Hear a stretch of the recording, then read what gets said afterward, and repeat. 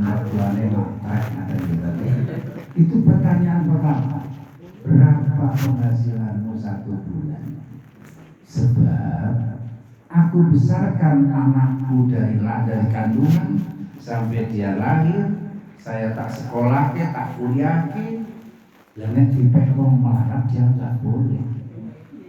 Jadi nggak hanya senang yang dicari, nggak ada. Saya nggak mau anak saya sengsara, nggak mau anak saya menderita. Ini mohon maaf, ini Arab ya. Jangan terus dipakaikan lagi, maka orang payu-payu anaknya. Ambonnya mata yang ada itu. Ya. Kenapa yang terjadi demikian? Agar orang tua itu melepas anaknya itu tenang.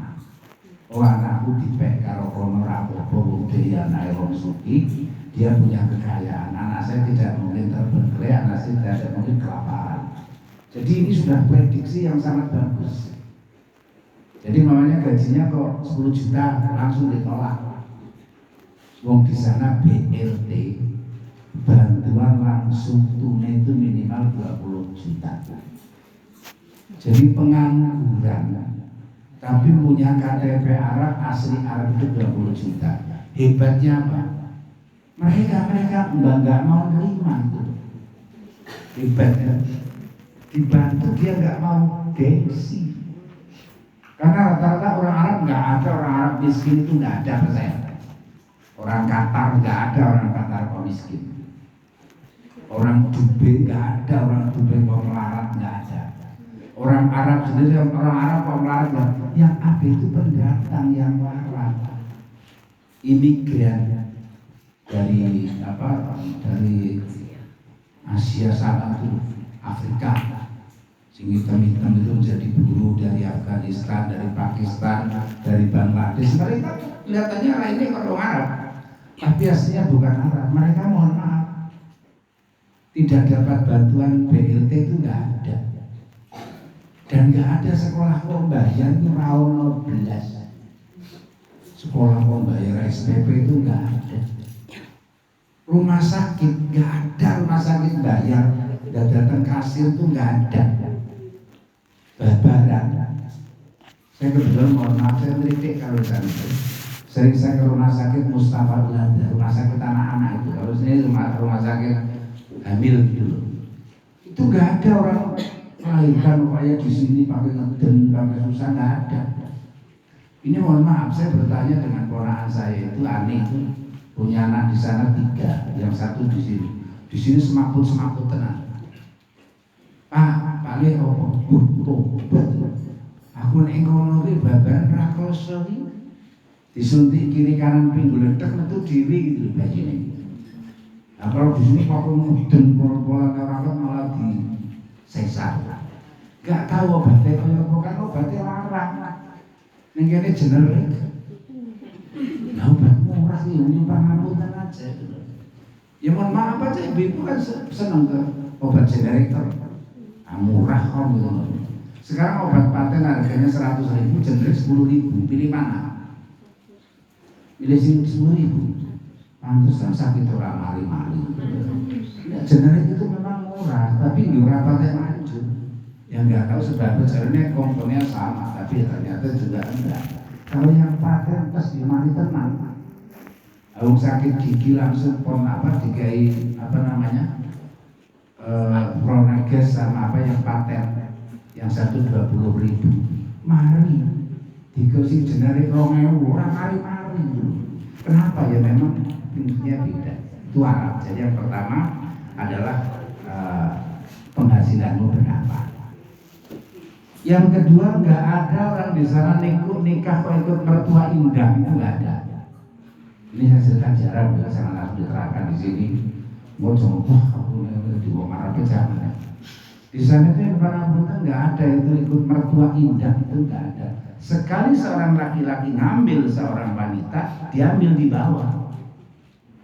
Sudah orang tuanya lepas sudah. Kita serahkan kepadamu tanggung jawabmu, dan orang tua saya udah gak pernah mikiri. Nek begitu mikir dia anaknya, baranai putune bujute. Orang tak. Di sana tuh benar-benar los. Kalau sudah diambil sebagai anak, udah lepas. ora tahu ngurusi warisan seorang. Ini tanggung jawab yang luar biasa. Nah, jadi nyuwun pangapunten, satu itu gaji berapa, yang kedua rumah, yang ketiga wani biro. Kamu tuh mau ngapain anak saya berani bayar mahar berapa? Jadi maharnya ditanyakan. Ibu-ibu nyuwun pangapunten, nanti jenengan mau di mantu, kowe arep ngapain anakku mahare piro wani mboten kira?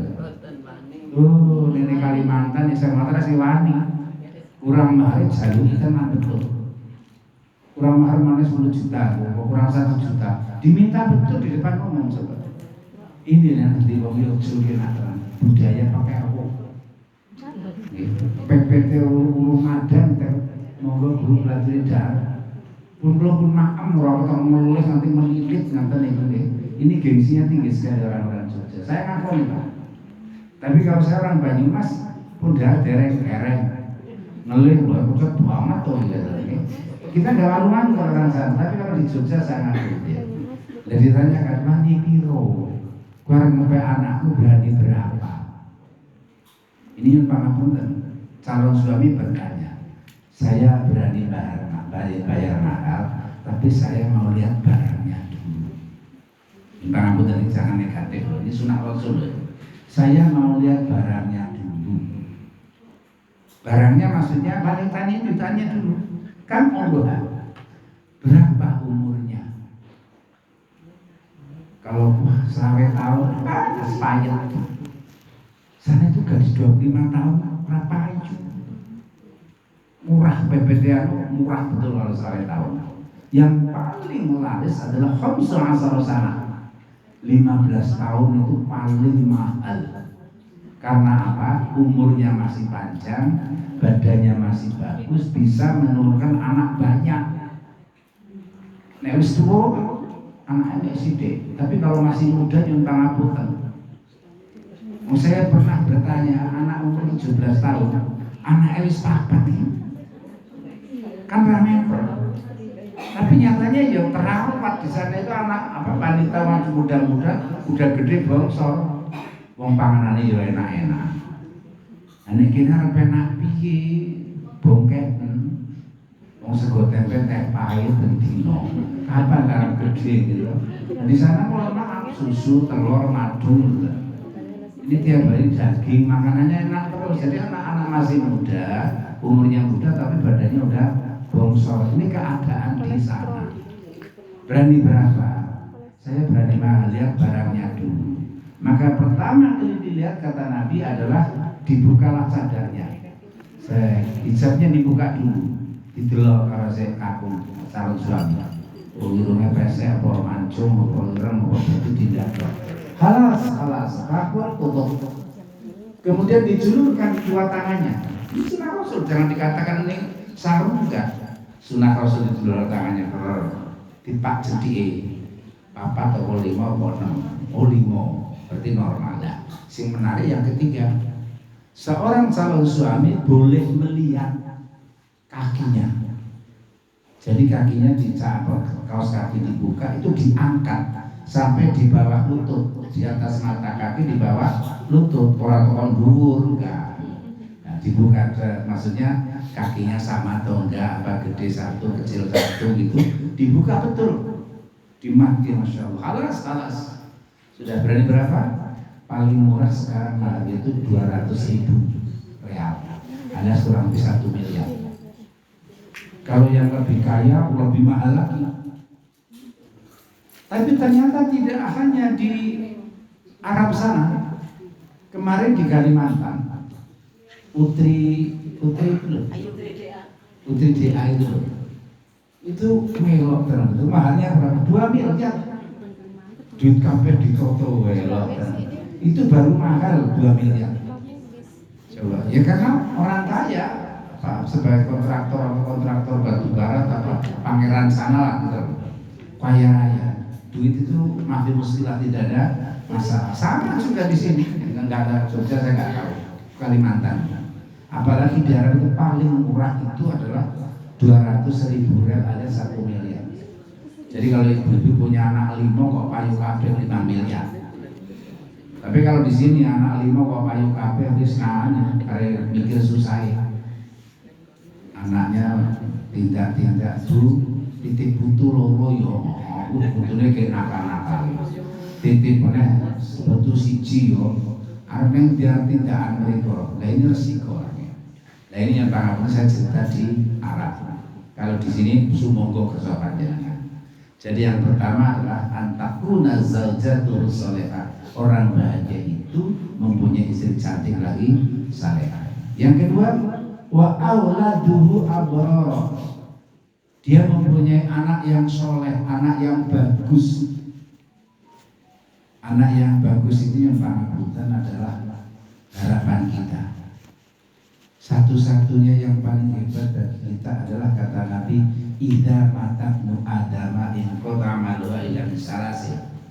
Dikala kita telah wafat nanti, tidak ada amal yang bisa kita bawa kecuali 3 perkara. Yang pertama, sedekah jariah. Yang kedua, ilmin yuntafa'u bih, ilmu yang bermanfaat. Yang ketiga, waladin sholihin yad'ulah, anak yang soleh, solehah. Ini sudah kehidupan yang paling bagus. Yang pangapunten, sedekah jariah kita terbatas. Ilmu kita yang bermanfaat masih kurang. Yang paling hebat dikala kita punya waladin sholihin yad'ulah, doanya anak-anak soleh. Doanya anak soleh. Dikala ada jenazah kita, kemudian anak pertama nyolati selifatul kifayah adal mayat arba'ata fasul mustaqbil kiblat imamah lillahi Allahu akbar. Diangkat tangan si anak memimpin sholat jenazah bapak atau ibunya, harus bergerak. Ada apa? Ada doa dari seorang anak yang sedang memimpin, apalagi sampai akhir doa.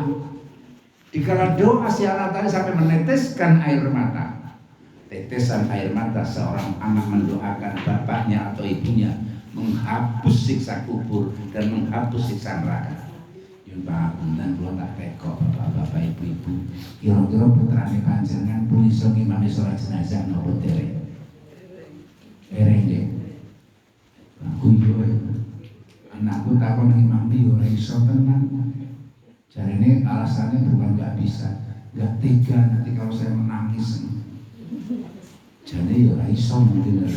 Pas sekolah yo sing SD Muhammadiyah, SMP SMA Muhammadiyah, ya kuliahnya. Kok nyolatin mbok niku ora gelem tenan. Alasannya saya enggak tega kalau enggak pasti. Yang pangapunten. Padahal dikala seorang anak mendoakan nyolati ibunya atau bapaknya, doanya sampai meneteskan air mata. Tetesan air mata itulah yang menghapus dosa kedua orang tuanya. Alhamdulillah. Bahkan kemarin saya waktu ngaji terbatas itu, ada seorang anak ya, datang ke masjid pagi-pagi mau sholat subuh, kemudian di tengah perjalanan jatuh, tek. Dia pulang, berangkat lagi, jatuh lagi, tek. Yang ketiga akhirnya diantar oleh seseorang sampai ke depan masjid. Kemudian, Pak, Bapak udah ngantar saya, yuk kita sholat jamaah. Kata si bapak tadi, enggak, saya enggak sholat. Kenapa? Saya itu setan. Saya nggak mungkin sholat, saya itu setan. Lah kenapa kamu mengantarkan saya? Saya ini mengganggumu, menghalangimu, tapi kamu kuat. Saya jatuhkan tadi di tengah jalan. Aku yang menendangmu. Loh kamu pulang kok berangkat lagi? Jengkel saya. Tak tendang lagi kok berangkat lagi. Dan yang ketiga, kenapa saya antar? Begini. Dikala kamu tadi jatuh, pertama kali jatuh, mau ke masjid sholat subuh, orang tuamu yang sudah meninggal dunia diampuni dosanya oleh Allah. Jadi kalau tanya dosa nggak apa-apa, kita itu ngaji itu dialog yang enak ya. Ibu-ibu, bapak-bapak, apa kira-kira putarnya panjenengan yang sholat subuh dari masjid nopo boten? Malah kadang-kadang. Ini yang aku maksud adalah sholat di masjid. Jadi seorang laki yang sholat itu sholatnya di masjid, sholat subuhnya di masjid. Kalau ada laki-laki sholatnya tidak di masjid, itu laki-laki soleh. Loh iya, memang ketentuannya begitu. Seorang laki-laki dikala terdengar azan datanglah ke masjid. Malah kata Nabi, kalau ada orang laki-laki yang sholat tidak mau sholat di masjid, bakar aja rumahnya. Masya Allah, sadis nian itu. Karena apa? Kepengin. Karena kalau orang sholat jamaah itu punya 4 keuntungan. Belum habis waktu tenang aja Pak. Aku tahu apa yang kau mau. Saya tidak ada batasnya Pak ya. Dikala bapak-bapak, ibu-ibu pengajian kayak gini, ini ada keuntungannya. Yang pertama kita ta'aruf nih, saling mengenal antara satu dengan yang lain. Ta'aruf apa ada perintahnya? Ada perintah Allah. Inna khalaqnakum min dzakarin wa unsa wa ja'alnakum syu'uban wa qabaila lita'arafu inna akramakum indallahi atqakum. Surat apa itu? Al-Hujurat 13. Perintah. Yang kedua, ta'afun, saling memaafkan. Jadi kita itu diperintahkan oleh Allah untuk saling memaafkan. Di dalam surat Ali Imran ayat 134 ya. Saya coba hafalke jadi iso yo ora ngapalke itu. Apa? Alladzina yunfikuna fis sarra'i wad dharra'i wal kadhiminal ghaidh wal 'afina 'anil nas wallahu yuhibbul muhsinin. Sungguh Allah sangat senang sekali jika melihat umatnya saling memaafkan antara satu dengan yang lain. Yang ketiga setelah ta'afun saling memaafkan, ta'awun, saling menolong. Jadi kalau ada kawan kita sakit, tugas kita wajib untuk saling menolong. Ta'awun. Kemudian yang keempat adalah takaful, saling melindungi. Ini pengajian kayak gini ada keempat, bersatu untuk ta'aruf, saling mengenal. Yang kedua ta'afun, saling memaafkan. Yang ketiga ta'awun, saling menolong. Dan yang kedua adalah takaful, saling melindungi. Dan jadi kalau sudah punya istri cantik, kemudian yang kedua adalah anaknya anak yang soleh. Dan yang ketiga wa khulaturus sholihin, punya kawan hadetolan saudara yang baik-baik. Sampai Nabi sangat memperhatikan tetangganya. Beliau bersabda, "Man kana yu'minu billahi wal yaumil akhir wal yukrim dhifahu wa man kana yu'minu billahi wal yaumil akhir wal yukrim jaruhu wa man kana yu'minu billahi wal yaumil akhir wal yaqul khairan aw liyasmut." Sesungguhnya dalam kehidupan kita Rasul sudah berikan argumentasi yang sangat bagus. Barang siapa yang beriman kepada Allah dan hari akhir maka memuliakan tamu. Ibu-ibu bisa memuliakan tamu? Angel. Saya kadang-kadang tak tutup pola wangi jiwa kan. Di tamu tahu. Padahal ini sangat penting. Kalau kita kedatangan tamu itu hebatnya luar biasa. Suatu saat ada seorang ibu-ibu datang ke tempat Rasul. Ya Rasulullah, saya jengkel betul dengan suami saya. Dan kenapa? Tiap hari tamunya banyak sekali. Tiap hari saya capek menyiapkan hidangan minuman dan lain-lain. Capek saya. Istrinya harus jengkel betul sama suami. Tapi suaminya karena sangat dekat dengan Nabi, wal yukrim dhifahu, muliakanlah tamu. Akhirnya saking ibunya ngeyel terus, Rasul itu datang. Assalamualaikum warahmatullahi wabarakatuh. Dia kejauhan, ibu datang. Waalaikumsalam warahmatullahi wabarakatuh. Kamu mengenal siapa saya? Panjenengan Nabi Muhammad SAW. Loh, kok kamu mengenal aku? Belum pernah ketemu dari baunya. Rasulullah kalau kira-kira ini sudah di angkatan laut sana. Di sini udah bau wangi. Keringatnya sewangi kok. Jenengan keringatnya wangi apa? Ini yang banget. Jadi keringatnya Rasul itu wangi. Sampai Abu Dar itu kan ajudan. Abu Dar, Rasulullah sudah meninggal, ibu saya semaput sudah 5 hari nggak sembuh-sembuh. Kamu dikasih doa nggak sama Rasulullah? Enggak. Dikasih obat enggak. Cuma saya punya sedikit. Dulu saya pernah waktu suruh ngelapi keringetnya Rasulullah, orang keringetnya banyak dilapi, terus diperes karena wangi, keringetnya diperes gitu. Kemudian barangkali itu bisa jadi obat. Gak apa-apa, langsung tutupnya dibuka, langsung set, bangun, sembuh langsung. Itu keringetnya Rasulullah. Ini keringetnya panjenengan embuh nanti gitu. Tapi hebatnya kalau di Mekah itu keringet baunya hilang. Saya punya jamaah haji bakul beras. Ini saya nggak ngomong kosong, nyata karena saya selalu tiap tahun waktu itu mengantarkan jamaah haji. Sampai 12 kali kan banyak, tapi haji saya nggak disokai, sokong longgar. Tidak pernah bayar bisa membimbing haji gitu. Itu saya bilang